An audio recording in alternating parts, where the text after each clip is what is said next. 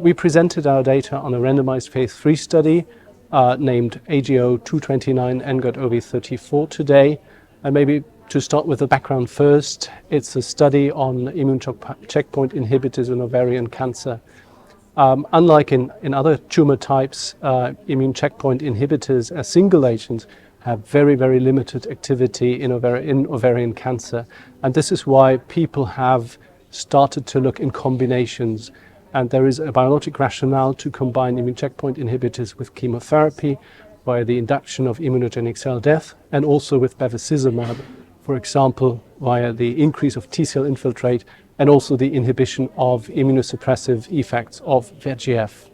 And so this is the starting point of our study, which was performed in patients with platinum-resistant ovarian cancer. So AGO-229 AGO-OVAR included patients with a first or second relapse in ovarian cancer after platinum-free interval of less than 6 months, or a third relapse regardless of the platinum-free interval. The patients had to have a recent as well as archival biopsy for the inclusion, had to have an ECOG performance status of 1 or 0, and a prior therapy with bevacizumab was allowed. But these patients were then randomized 1-to-1 to receive either Atezolizumab as a PD-L1 inhibitor or placebo combined with either paclitaxel as chemotherapy or PLD, so pegylated liposomal doxorubicin, which are standard of care treatment options for these patients, plus in addition bevacizumab. And we finally randomized 470 something patients into the study, and the treatment or the patient characteristics were well balanced between treatment arms. There's a couple of points which might be important to point out. One is that above a third of the patients had received 3 prior lines of therapy, so rather heavily pretreated. 41% had a prior PARP inhibitor, and 73% had even a prior therapy with bevacizumab. So they were bevacizumab pretreated, which was allowed in the study. At a maturity of 88% of the events, we saw that the addition of Atezo to chemo and bevacizumab did not improve the progression-free survival. So the median progression-free survival with Atezo was 6.4 months, and the progression-free survival in the control arm was 6.7 months, and that did not reach statistical significance. And also likewise in the overall survival data analysis, the addition of Atezo did not significantly improve overall survival. Median overall survival in the Atezo arm was 14.2 months, and 13.0 months in the placebo arm. The p-value for that was 0.06, which did not reach the threshold for significance. Although at a landmark analysis of 24 months, which is shorter than our median follow-up of 27 months, there is an 8% difference in favor of Atezo, and the curves remain separate until the end of the follow-up.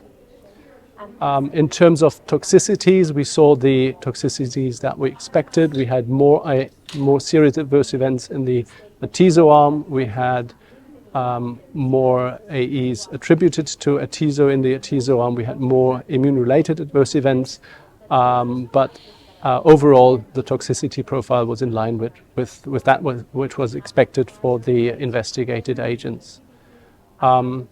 We also looked at the response rates, and they were similar in both treatment arms, so 40% for Atezo, 44% for placebo, but the duration of response was longer in the Atezo arm, so 8.6 months versus 6.1 months.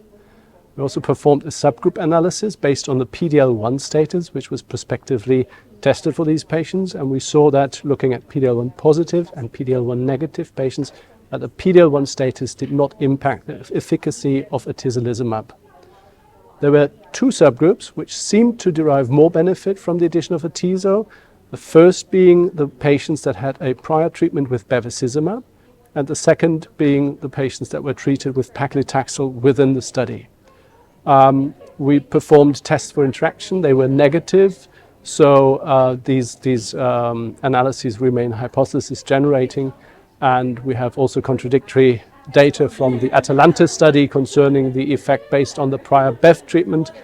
We don't have a good explanation for the increased benefit in the paclitaxel treated patients, but there are still some studies ongoing looking specifically at paclitaxel in combination with immune checkpoint inhibitors, and so maybe there's a chance for validating this effect. So I think what we've learned now with a series of phase 3 studies of immune checkpoint inhibitors in combination with chemotherapy, partly also in combination with bevacizumab and others added a PARP inhibitor as well. What we learned from that is that the immune checkpoint inhibitor as such, even if you take different combinations, is not able to achieve a clinically meaningful benefit for the patients to bring it into routine clinical practice. But we see consistently in all of these studies that a minor fraction of patients really derive benefit in terms of OS. The problem is that we are unable to identify those by biomarkers.